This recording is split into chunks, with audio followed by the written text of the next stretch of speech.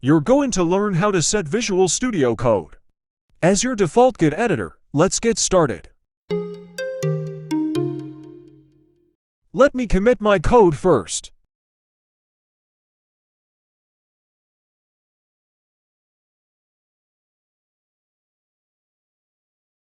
Here's the problem.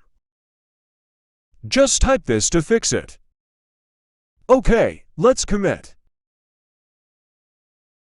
Yes, that worked.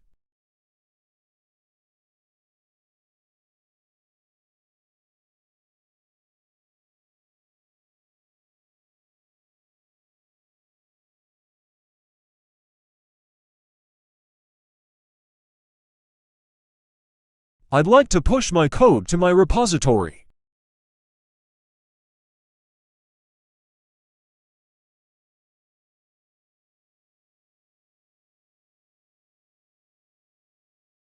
Here is my repository. Let me check it.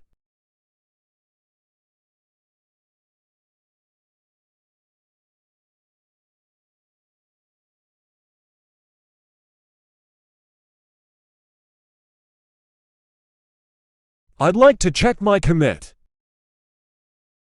Here it is. Thanks for watching.